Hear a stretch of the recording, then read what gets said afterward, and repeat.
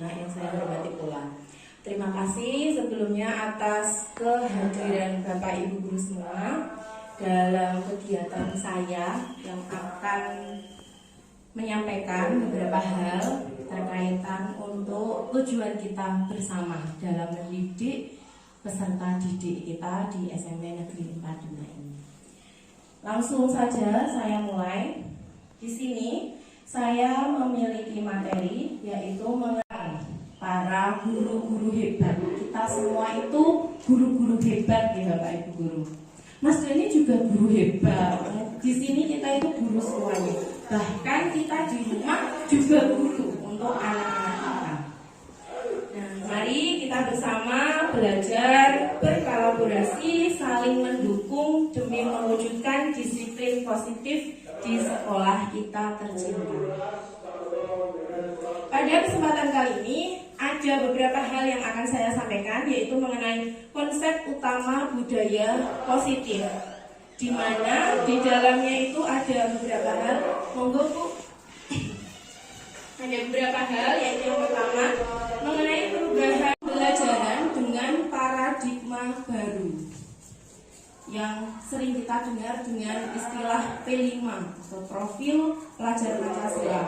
Jadi, pembelajaran dengan paradigma baru dirancang berdasarkan prinsip pembelajaran yang terdiferensiasi, sehingga siswa belajar sesuai dengan kebutuhan dari tahap perkembangannya untuk mewujudkan profil pelajar Pancasila. Dimana yang sudah kita tahu bahwa profil pelajar Pancasila P6 di sini ada beriman, bertakwa kepada Tuhan Yang Maha Esa, kemudian mandiri, bernalar kritis, berkebinekaan global, bergotong royong, dan juga kreatif.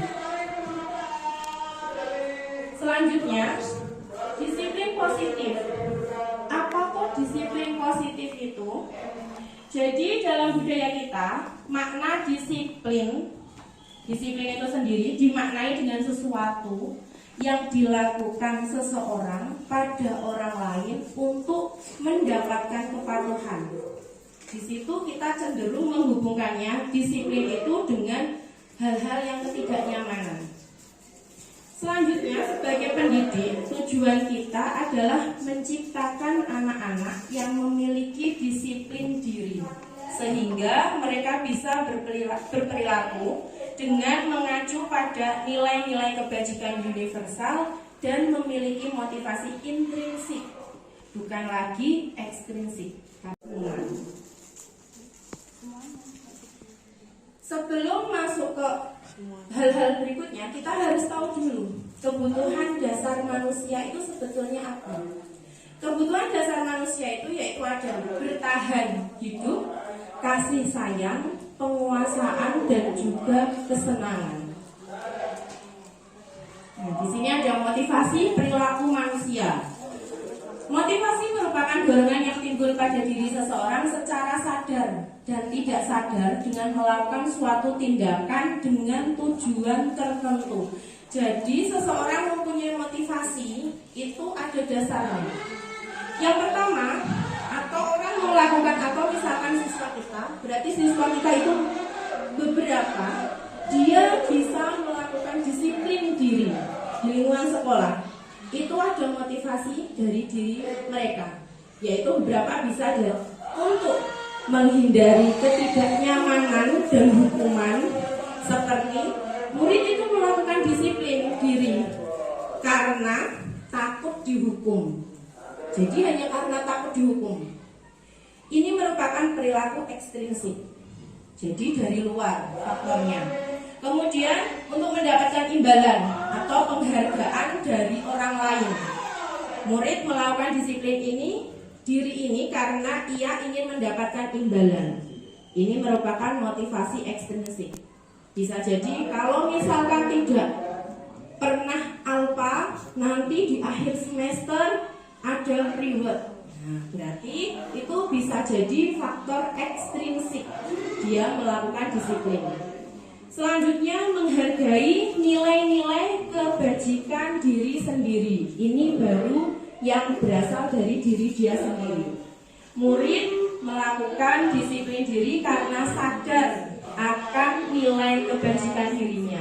Ini merupakan, ini tadi salah ya, saya ngetiknya di sini, yaitu ini tadi ya, ini tadi yang betul di sini yaitu intrinsik. Nanti saya edit PowerPoint-nya. Ini ya, jadi menghargai diri sendiri, dia bisa menghargai diri sendiri. Terus kebajikan dirinya, kebutuhan dirinya dia sudah mulai sadar. Jadi tanpa ada paksaan, tanpa karena ingin imbalan, tanpa karena takut dihukum sama guru BK atau dicegat sama Mas Dani di depan, dia sudah sadar untuk melakukan disiplin diri untuk dia sendiri. Selanjutnya, konsep disiplin ini untuk identitas gagal. Dengan identitas gagal atau untuk identitas gagal, yaitu berupa hukuman dan penghargaan. Kenapa saya bilang gagal? Hukuman ini masuknya ke gagal karena hukuman itu cenderung dia itu menyakitkan. Mungkin tidak secara fisik menyakitkan, tapi nanti di belakangnya setelah beberapa tahun yang akan datang, itu akan masih, kemungkinan besar akan masih mengena pada diri siswa tersebut. Kemudian rasa tidak nyaman, murid menjadi takut, dan ada unsur paksaan, memaksa. Hukuman itu pasti memaksa. Murid menyembunyikan kesalahannya dan murid menjadi rendah diri. Kenapa? Di sini saya sebut konsep disiplin dengan identitas gagal karena hal tersebut. Kemudian penghargaan juga masuk ke dalam kategori gagal karena dia tidak efektif, merusak hubungan karena seperti memunculkan sifat iri antar teman, kemudian mematikan kreativitas, menghukum dengan sistem ranking, merampas hak, menghargai dirinya sendiri. Dan untuk konsep disiplin dengan identitas sukses, yaitu ada dua hal, konsekuensi dan restitusi. Di mana konsekuensi merupakan penguatannya itu jangka panjang kalau untuk konsekuensi. Kemudian perlu monitoring berkelanjutan. Jadi kalau konsekuensi dilihat bisa berubah betulan atau tidak, ada melakukan hal tersebut. Kemudian ada stimulus respon di dalamnya, murid menghormati peraturan, tidak kehilangan waktu untuk merenungi kesalahan. Sedangkan restitusi, apa itu restitusi? Ini nanti di belakang ada pembahasannya tersendiri. Restitusi ini akan menciptakan murid yang bertanggung jawab atas perilakunya, fokus pada pemecahan masalah jangka panjang, memegang kontrol dirinya sendiri, karena kontrol diri itu sebetulnya itu pada diri kita sendiri, bukan pada orang lain. Dan murid bersemangat menghargai kesalahan yang telah ia lakukan. Selanjutnya ada konsep disiplin pendekatan restitusi, yaitu sebuah cara menanamkan disiplin positif pada murid. Apa itu restitusi? Restitusi merupakan sebuah proses di mana menciptakan kondisi bagi murid untuk memperbaiki kesalahan mereka, sehingga mereka bisa kembali pada kelompoknya itu dengan karakter yang lebih kuat. Itu restitusi. Berbeda dengan konsekuensi ya, gitu. Nah, ciri-cirinya bagaimana?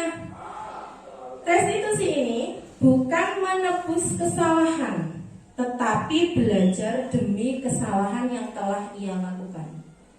Kemudian memperbaiki hubungan, tawaran bukan paksaan. Kalau hukuman itu paksaan loh. Ayo copot celanane ganti sarung. Itu paksaan. Tapi kalau restitusi di sini yaitu tawaran. Nanti ada di belakangnya seperti apa. Kemudian menuntut untuk melihat ke dalam diri, mencari kebutuhan dasar yang mendasari tindakan, fokus pada karakter, bukan tindakan, dan menguatkan fokus dan menguatkan dan fokus pada solusi. Ini ciri-ciri dari restitusi. Kemudian perbedaannya apa? Hukuman, konsekuensi, dan restitusi yang sudah disebutkan tadi. Ini ada contoh kasus, yaitu kasusnya simpel. Siswa sering tidak mengerjakan PR.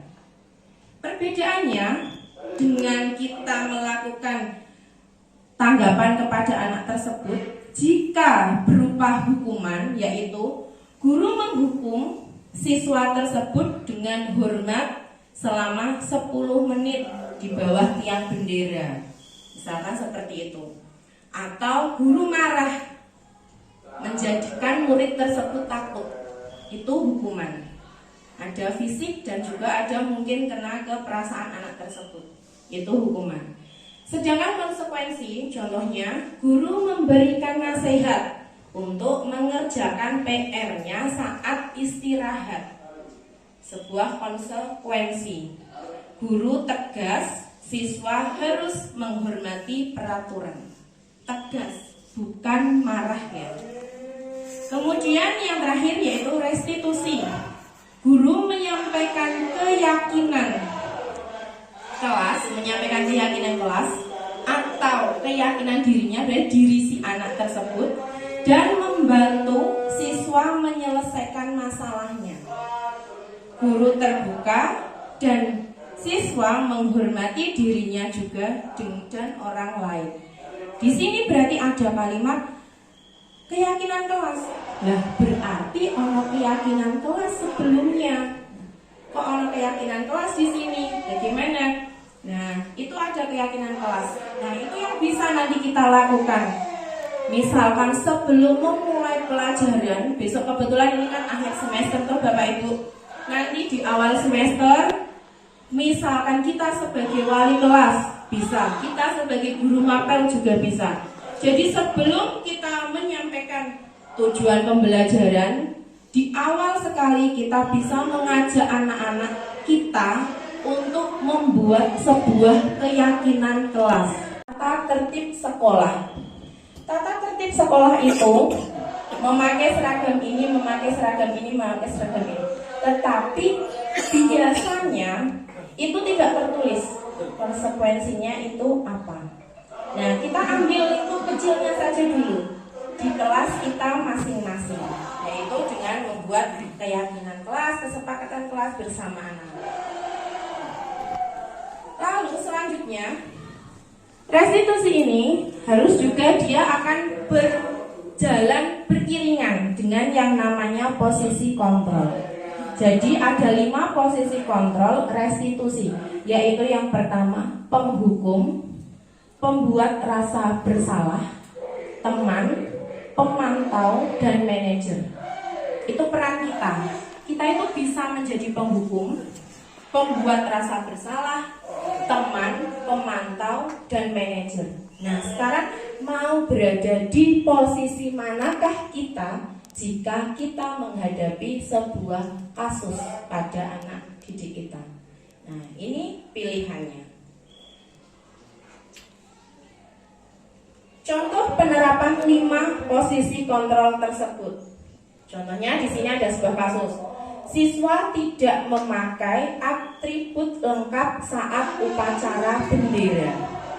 Jika kita berada di posisi penghukum, patuhi aturan sekolah lalu berdiri di depan barisan. Itu posisi penghukum. Pembuat rasa bersalah, berapa kali Bu Guru harus memberitahu kamu? Bu Guru sungguh sangat kecewa. Itu pembuat rasa bersalah. Sebagai teman, posisi kita sebagai teman bisa juga, ayolah yang tertib, buat Bu Guru bangga. Kali ini tidak apa-apa, kamu tidak salah. Kamu salah, kali ini tidak apa-apa, kamu salah. Lain kali, bisa tambah lain kali, jangan begitu lagi. Berarti itu sebagai posisi teman. Pemantau, kamu sudah melanggar apa peraturan dan tahu konsekuensinya. Berarti di sini kita sudah tahu, anak tersebut sudah tahu konsekuensinya apa. Itu pemantau. Sedangkan manajer bisa dilakukan dengan cara, apa kamu tahu kesalahanmu? Kira-kira bagaimana kamu akan memperbaikinya? Jadi mengajak anak tersebut yang melakukan kesalahan mencari solusi. Itu sebagai manajer. Jadi ada 5 posisi kontrol. Saya pun setelah melihat hal ini, kok ya selama ini cuma jadi penghukum ya. Saya juga merasakan hal seperti itu, kayak gitu. Nah, sebetulnya itu seperti apa yang benar? Keyakinan kelas, tadi ada hal-hal yang keyakinan kelas kan? Mengapa harus keyakinan kelas? Mengapa tidak peraturan kelas saja? Mengapa kita contohnya ini ada sebuah keselamatan untuk keselamatan ya, untuk keselamatan. Terus ada lagi, mengapa kita memiliki peraturan tentang penggunaan masker dan mencuci tangan setiap saat? Untuk apa? Kesehatan sendiri. Untuk kesehatan. Nah, ada 2 hal tadi berarti di sini munculnya. Ada kesehatan dan ada keamanan. Nah, disitulah kesehatan dan keamanan itu keyakinan diri kita. Keyakinan berbeda sama peraturan. Nah, keyakinan berarti nak kita wis yakin pengen sehat, yo wes gono mas. Pasti kita akan pakai masker karena sudah yakin. Pengen aman, pakai kendaraan tadi kan, sudah yakin. Diyakini, pakai helm itu untuk keamanan, berarti pakai helm. Tapi kalau tidak yakin, wijuk yura popo. Pakai helm atau tidak juga tidak apa-apa. Tidak ada yang menghukum, tidak ada. Itu berarti belum keyakinan. Oleh sebab itu, mengapa harus keyakinan kelas? Nah, munculnya hal seperti itu. Biar tidak hanya sekedar peraturan saja, tapi anak-anak itu sudah yakin. Aku butuh menghargai diri sendiri. Lingkunganku iki resik. Aku yakin, aku orang buang sampah sembarangan, sekolahku kok bersih. Mereka sudah yakin, tanpa mereka takut. Sekolah kuwi kudu nggawa atribut sing lengkap. Mereka sudah yakin seperti itu. Tidak karena engko aku dihukum Bu Yuli. Tidak seperti itu. Mereka sudah yakin. Jadi itu keyakinan. Terus selanjutnya pasti bertanya, bagaimana terus bentuk piye? Bagaimana pembentukan keyakinan kelas tersebut? Keyakinan kelas itu lebih abstrak dari peraturan. Dia lebih abstrak, tidak tampak langsung, berupa pernyataan yang universal. Ini bisa dilakukan di kelas masing-masing, misalkan sebagai guru mapel atau sebagai wali kelas. Terus dibuat dalam bentuk yang positif, sedikit saja agar mudah diingat, sesuai dengan kondisi kelas atau sekolah agar mudah diterapkan, dan semua warga kelas atau sekolah itu dilibatkan saat pembentukan. Contohnya misalkan di awal masuk, yuk kalian semuanya menuliskan apa yang keyakinan kelas ke depannya untuk kelas kita. Nanti ada yang menuliskan tidak boleh terlambat masuk kelas. Sudah yakin tidak boleh terlambat masuk kelas, itu dibuat semacam peraturan, nanti kita dirembukkan. Nanti jika terlambat apa konsekuensinya seperti itu, sehingga mereka nanti sudah sadar sendiri, seperti ini. Nanti mereka bisa tertanam keyakinan sendiri, mulai dari hal kecil. Selanjutnya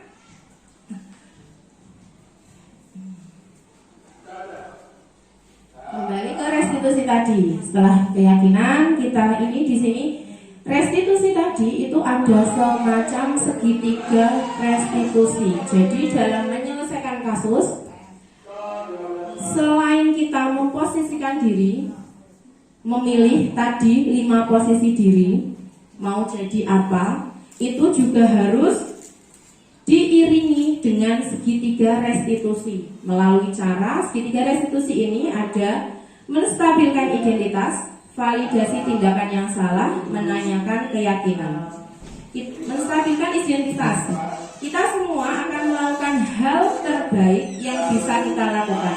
Kita semua pasti pernah melakukan kesalahan.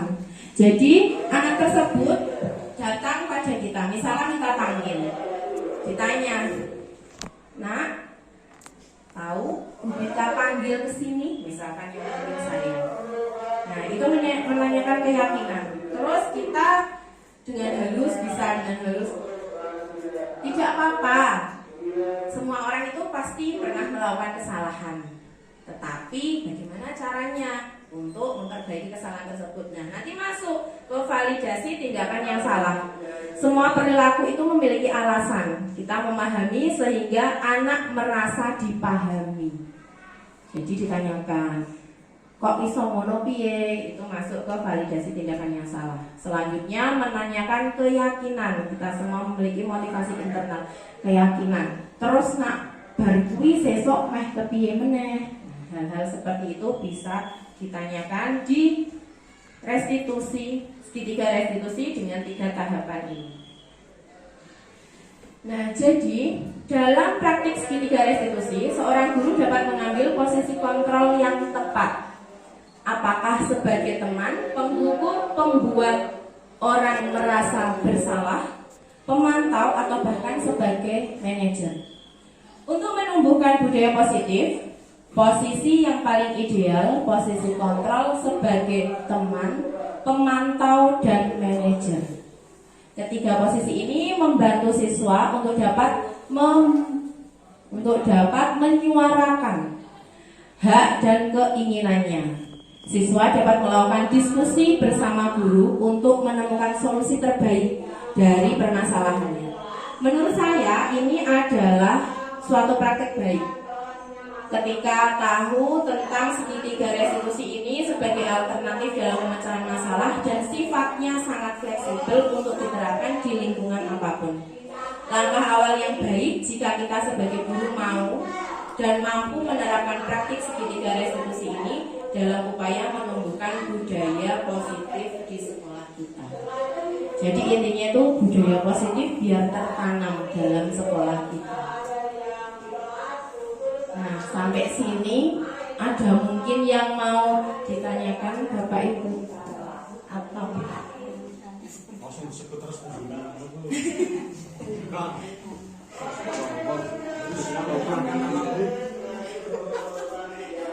Kalau tidak ada, ini saya akan menutup aja, oke. Untuk menanggapi tadi bahwa tentang ranking tadi, karena ranking itu nanti akan membuat rasa iri ya. Ini bagaimana kalau kemudian sudah diterapkan untuk K13 sebenarnya kan kita sudah tidak ada ranking sebenarnya seharusnya. Tetapi kalau yang kita tahu ranking itu masih diterapkan pada saat mid semester dan ditampilkan di setiap lembar siswa. Jadi anak tahu dia berada di ranking berapa. Jadi seharusnya ini apakah nanti kebijakan sekolah atau bagaimana, seharusnya karena ranking itu nanti akan membuat rasa iri dan minder dari satu sisi yang rankingnya rendah dan merasa dia akan tinggi hati ketika dia mendapatkan ranking yang tinggi. Itu yang pertama. Kemudian untuk kedisiplinan itu tadi ada kata-kata kedisiplinan itu sesuatu yang ketidaknyamanan. Saya kurang pas dengan itu, bahwa kedisiplinan itu bukan ketidaknyamanan. Sebenarnya kalau kedisiplinan itu kita terapkan dan kita laksanakan secara sadar, insya Allah bukan ketidaknyamanan, tapi justru kenyamanan yang kita akan rasakan ketika kita disiplin. Justru ketika kita tidak menerapkan disiplin malah merasa tidak nyaman. Itu aja Bu Bita, terima kasih. Terima kasih Bu Kolis. Saya tanggapi satu persatu ya Bu. Dari yang pertama yaitu mengenai ranking ya. Nah, rankingan ini saya masukkan juga pada konsep disiplin dengan identitas gagal. Jadi Yang salah satunya ada hukuman dan yang satu penghargaan. Oleh sebab itu kenapa saya masukkan ke sini? Menghukum dengan sifat ranking. Ini tuh sebetulnya dia juga dimaksudkan dalam hukuman tadi, Bu. Bukan hukuman ya istilahnya. Istilahnya itu seperti semacam konsekuensi, tapi dia tidak dapat dimasukkan ke konsekuensi. Di sini masuknya ke penghargaan. Nah, ia menghukum dengan sistem ranking itu bisa menimbulkan sifat iri. Oleh sebab itu, di rapot kita sejak tahun berapa atau kurikulum berapa kan memang tidak ada perankingan toh, Bu. Nah, terus bagaimana dengan rapot PTS? Rapot PTS itu menurut saya selama ini rapot PTS itu sebagai motivasi kalau menurut saya, Bu.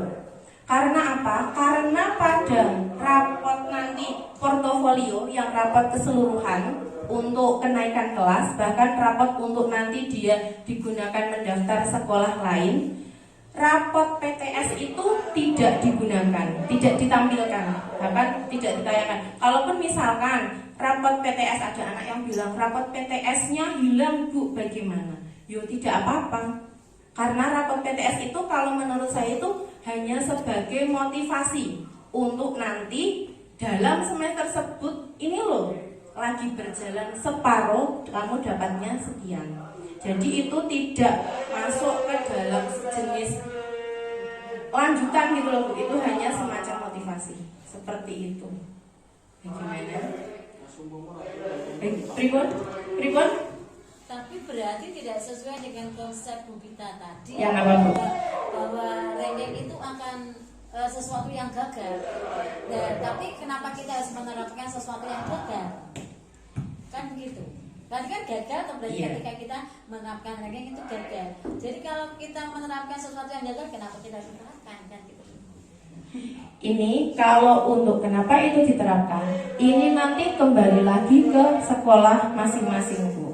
Nah, itu kembali lagi ke sekolah masing-masing. Itu nanti bisa dibicarakan lebih lanjut ke dalam kurikulum tersebut. Kenapa masih ada PTS yang ada perankingan, padahal pada perapotan akhir itu tidak ada. Mungkin Bapak Ibu yang lain bisa ikut menanggapi.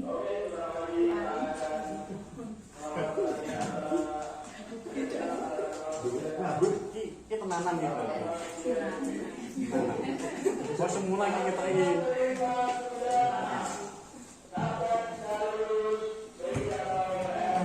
Terima kasih Mbak Bita. Apa yang disampaikan oleh Bu Bita tadi untuk perankingan itu di K13 setahu saya memang sudah dihilangkan. Memang itu mengkotak-kotakkan siswa. Nah, itu tidak diperbolehkan karena kita kembali lagi ke pembelajaran abad 21 yang mengarah ke pembentukan karakter atau bukolis. Untuk PTS saya juga setuju apa yang dikatakan Mbak Bita. PTS itu sebenarnya untuk memotivasi siswa untuk kelanjutannya nanti dalam menghadapi semesteran PAS, penilaian akhir semester 1 maupun penilaian akhir tahun yang semester 2. Jadi untuk yang PTS masih dibutuhkan perankingan, itu tergantung dari kesepakatan sekolah masing-masing. Supaya anak itu tahu, oh kompetensi saya itu masih di bawah KKM atau di atas KKM. Dengan melihat teman yang ada di kelasnya masing-masing. Dengan menumbuhkan motivasi itu, maka diharapkan nilai PAS-nya nanti akan lebih meningkat daripada nilai PTS-nya. Terus untuk menggarisbawahi yang tadi Mbak Bita itu untuk penghargaan, menghukum dengan sistem ranking. Itu pemahaman saya kok ini kayak skala prioritas ngoten ya. Nah,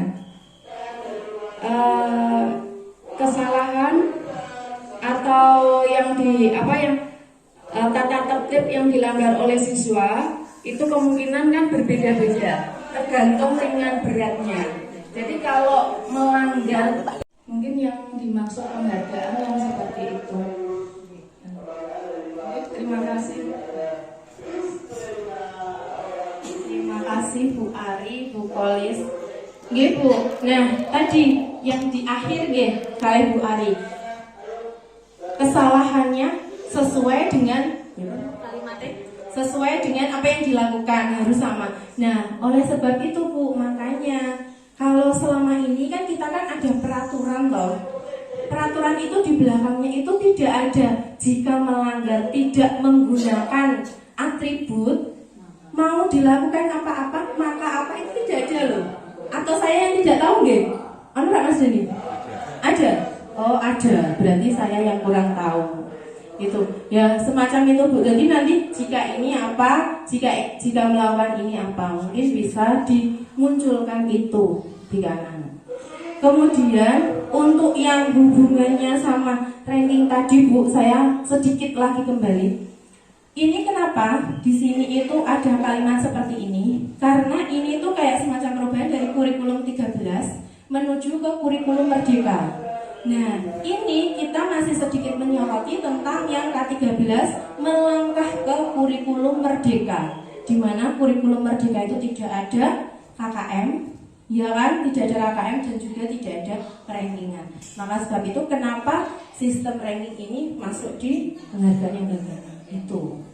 Terus yang satu tadi Bu Kolis kenapa Bu? Disiplinan, ketidaknyamanan. Oh, ketidaknyamanan.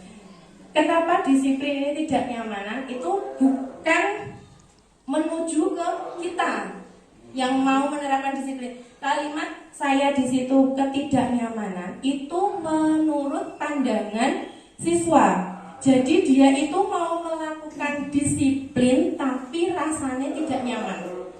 Contohnya ini, aku kilo kudu nggawa sepatu warna-warni kok kon nggawa sepatu ireng. Nah, maksudnya saya seperti itu. Jadi itu ketidaknyamanan siswa gitu. Nah, untuk menghilangkan hal tersebutlah ketidaknyamanan itu nanti siswa biar dibiasakan menjadi disiplin positif. Ngoten. Pripun Bu? Iya. Yang terakhir, ini terakhir ada sebuah kasus.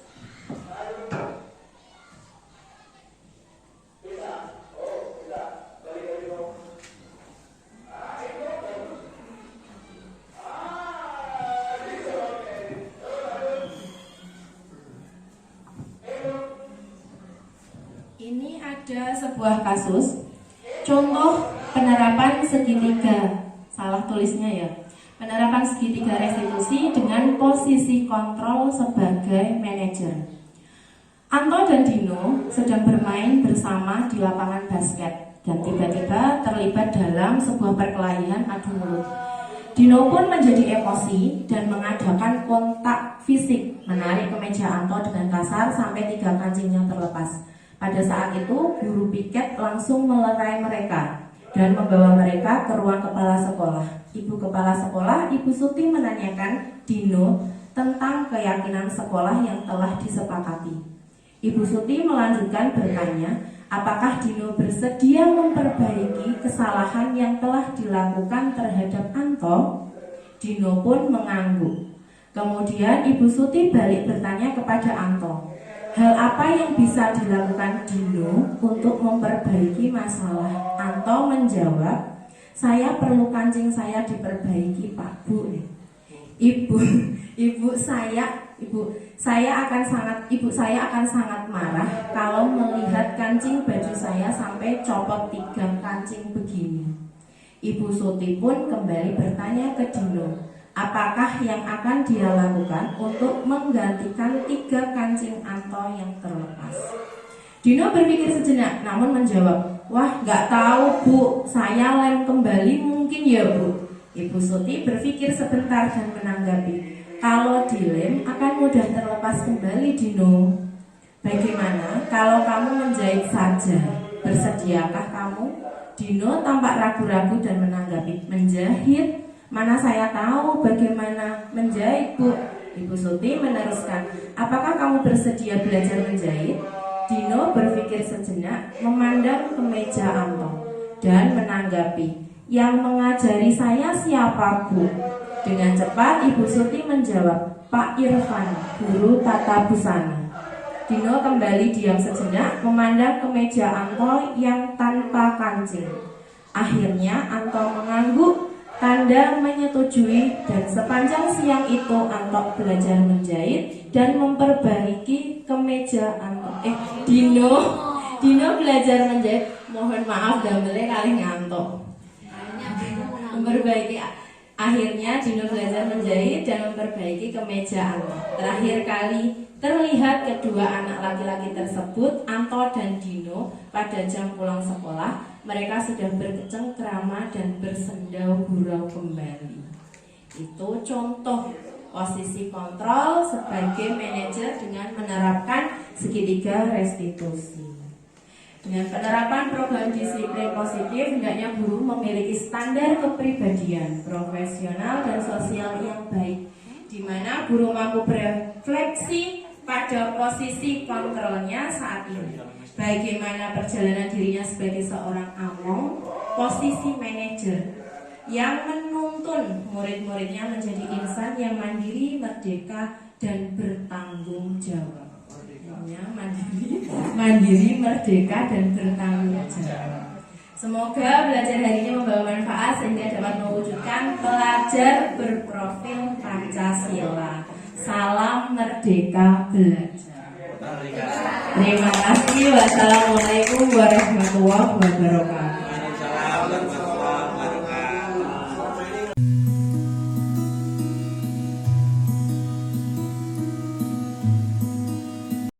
Assalamualaikum warahmatullahi wabarakatuh. Waalaikumsalam warahmatullahi wabarakatuh. Selamat siang semuanya. Siang. Bagaimana kabarnya hari ini? Baik. Alhamdulillah. Nah, anak-anak semuanya, jadi hari ini kita akan buat yang namanya keyakinan kelas. Ada yang pernah dengar tentang keyakinan kelas? Belum ada yang pernah buat keyakinan kelas di sini? Belum. Apa toh keyakinan kelas itu? Keyakinan kelas itu dia hampir sama dengan peraturan atau tata tertib. Kalau peraturan sama tata tertib tahu toh kalian? Tahu. Di sekolah kita ada yang namanya peraturan dan tata tertib. Nah, berbeda sedikit kalau untuk keyakinan ini. Yaitu apa? Misalkan kalau peraturan itu kan sudah tertulis di sekolahan, kalian harus berseragam apa, itu sudah ada tata tertibnya seperti itu. Berbeda untuk keyakinan kelas. Kalau keyakinan kelas itu misalnya seperti ini. Kita punya keyakinan bersama-sama di kelas ini, misalkan dilarang untuk mencontek. Dilarang untuk mencontek. Bukan berarti nanti kalian buat sebuah keyakinan di situ dilarang untuk mencontek. Tidak seperti itu. Keyakinan itu hanya berupa ungkapan atau kalimat positif. Yang tertulisnya itu kalimat positif. Misalkan contohnya tadi, dalam satu kelas ini punya kesepakatan tidak boleh mencontek. Berarti harus apa nilainya di situ? Tidak boleh mencontek itu sikapnya kita berarti harus apa? Jujur. Nah, sikap positifnya jujur. Berarti nanti keyakinan yang akan kamu buat yaitu harus jujur. Kalian tulis hanya berupa kalimat atau ungkapan nilai positifnya. Paham ya? Paham. Berbeda toh untuk peraturan. Kalau peraturan kan harus memakai sepatu ini kan seperti itu toh. Nah, kalau keyakinan yaitu berupa nilai positif itu.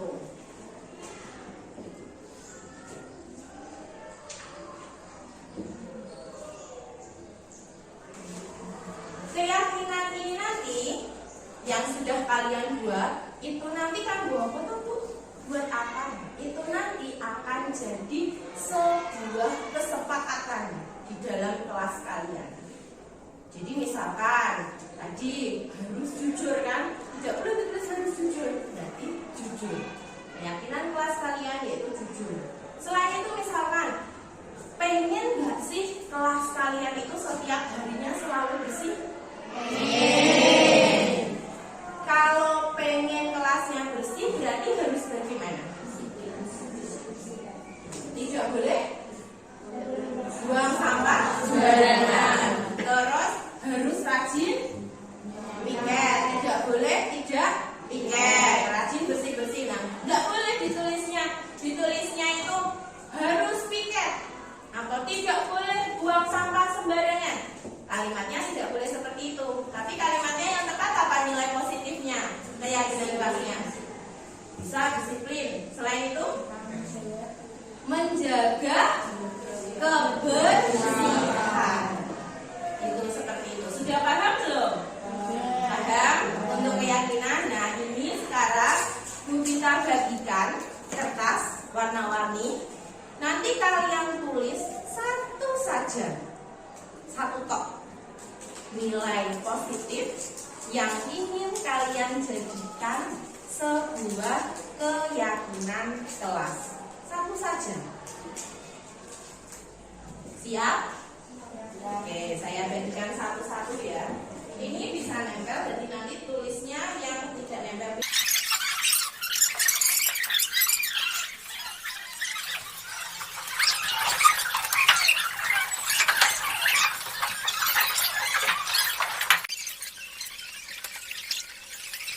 Terbentuknya keyakinan kelas yang sudah kalian buat, berarti kalian sudah harus menyepakati. Sudah sepakat semuanya toh dengan keyakinan yang kalian buat? Kalau sebuah keyakinan sudah kalian tulis di situ dan kalian satu kelas sudah menyepakati, sehingga yang namanya keyakinan kelas berarti harus dilakukan, diyakini. Tidak hanya diyakini saja, tapi juga harus dilaksanakan.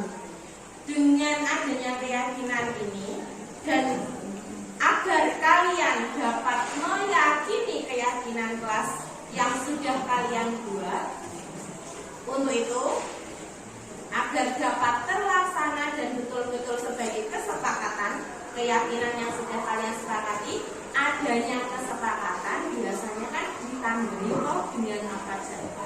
Tanda tangan.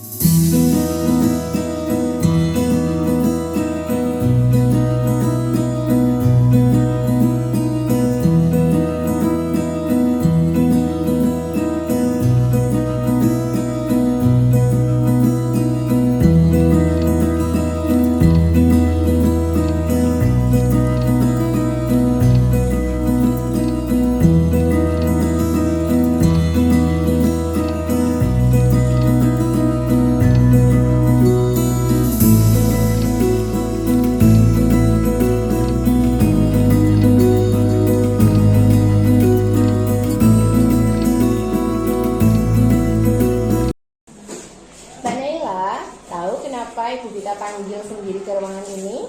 Tahu Bu, tadi saya terlambat di jam pelajaran Ibu. Mohon maaf ya Bu. Oh, tidak apa-apa. Semua orang pasti pernah melakukan kesalahan. Begitu juga Bu Vita juga pernah melakukan kesalahan. Nah terus, tapi kira-kira kenapa tadi kok bisa terlambat masuk kelas?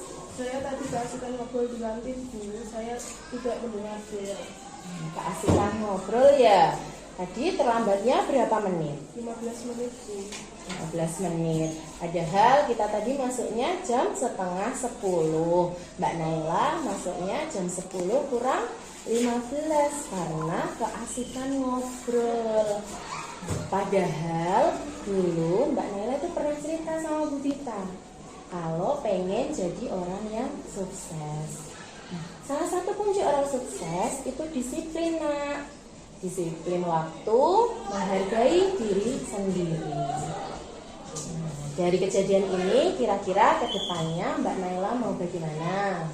Insya Allah saya akan memperbaiki lagi tentang waktu dan tidak melakukan kesalahan lagi.